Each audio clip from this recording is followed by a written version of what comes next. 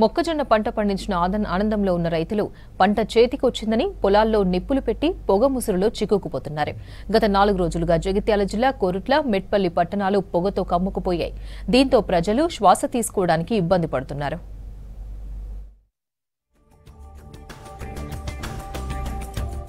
జగిత్యాల జిల్లాలో రైతులు మొక్కజొన్న పంట కొంత పసుపుతో అంతర పంటగా మరికొంత మొక్కజొన్నను విడిగా పండిస్తుంటారు. పంట చేతికి వచ్చిన వెంటనే భూమిని సాగుకు సిద్ధం చేసేందుకు మొక్కజొన్న కర్రలను కోసి కొయ్యలకు నిప్పు పెడుతుంటారు. గతంలో ప్రతి రైతు దగ్గర పశువులు ఉండేవి. వాటికి వరిగడ్డి, మొక్కజొన్న కాడలు దానాలాగా వాడేవారు.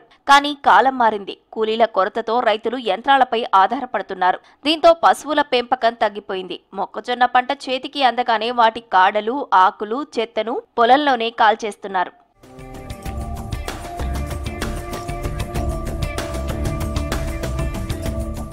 మొక్కజొన్న కర్రలు కాల్చినప్పుడు వచ్చే పొగ గ్రామాల నుంచి పట్టణాల వరకు వ్యాపిస్తోంది. దీంతో ప్రజలు శ్వాస తీసుకోవడానికి ఇబ్బంది పడుతున్నారు.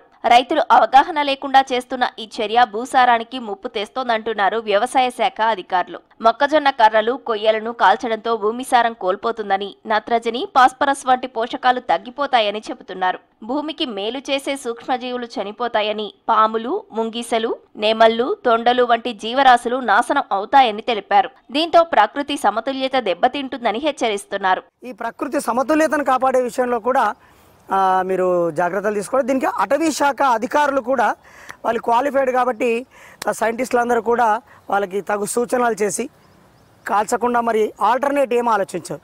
దానికి ప్రత్యామ్నాయ పద్ధతులు వాళ్ళు కాల్చుకోకుండా మరి వాళ్ళు పొలాలలో కూడా ఉండలేరు. కాబట్టి ఒకవేళ మరి వాళ్ళ తోటలలో, పొలాలలో కాల్చితే నేలకు కూడా సారవంతత దెబ్బతినే అవకాశం ఉంటుంది. మినరల్స్ కొద్దిగా డిస్టర్బ్ అయ్యే అవకాశం ఉంటుంది.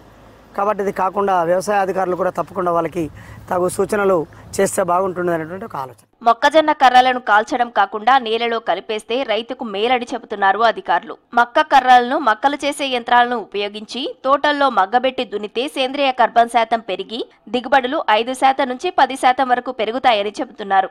దుక్కి దున్నే సమయంలో సూపర్ ఫాస్ఫేట్ చల్లితే అవశేషాలు పోషకాలుగా మారతాయని, DAP వాడకం సగం వరకు తగ్గుతుందని వివరించారు. ఇక ఎకరాకు 1 టన్ను సహజ ఎరువు సిద్ధమవుతుందని, నేలలో నీటి నిల్వ కూడా పెరుగుతుందని చెప్పారు అధికారులు. పంట అవశేషాలు కాల్చడం వలన నేల యొక్క సారం తగ్గిపోతుంది. అలాగే నేలకి మంచి చేసే సూక్ష్మజీవులు తగ్గిపోతాయి. అలాగే నేల యొక్క పోషకాలు అవన్నీ తగ్గిపోతాయి. సేంద్రియ కర్బనం కూడా తగ్గిపోతుంది. ఈ పంట అవశేషాలు కాల్చడం వలన వాయు కాలుష్యం కూడా, వాతావరణ కాలుష్యం కూడా జరుగుతుంది. అందుకని రైతు సోదరులు పంట అవశేషాలు కాల్చకుండా కళ్ళె దున్నడం వలన పంటకి సేంద్రియ కర్బనం అందుతుంది.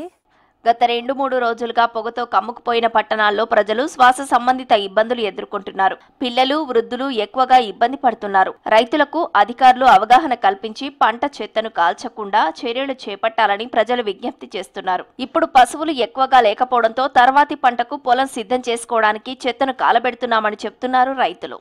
వ్యవసాయ అధికారులు ముఖ్యంగా ఈ చొప్పను ప్రత్యామ్నాయ మార్గాలకు ఇంకా దేనికైనా ఉపయోగించవచ్చా అనేది ఎరువుగా ఉపయోగించవచ్చు. వాళ్ళకి అవగాహన లేక ఈ చొప్పనంతా కాల్చేయడం మూలంగా 2 నగరాలు వాయు కాలుష్యానికి గురవుతున్నాయి. ప్రతి ఊరు లోపల ఎడ్లు లేవు, బర్రెలు లేవు. ఏం చేసారో తెలియక నెక్స్ట్ పంట వేసడానికి ఇబ్బంది ఉంటుందనే ఉద్దేశం లోపల కాలబెట్టేస్తున్నాం. వ్యవసాయ శాస్త్రవేత్తలు ఎవరైతే ఉన్నారో ప్రతి రైతుకు కూడా సేంద్రియ వ్యవసాయ పద్ధతులు నేర్పించడానికి అవగాహన కల్పించి కృషి చేయాలి. ప్రతి రైతు కూడా సేంద్రియ పద్ధతుల వ్యవసాయం చేసేటట్టు చేస్తే పర్యావరణాన్ని రక్షించడమే కాకుండా తర్వాత మన మానవాళికి అంటే భవిష్యత్ తరాలకు కూడా ఆరోగ్యవంతమైన వాతావరణం అందించిన వాళ్ళం అవుతాము.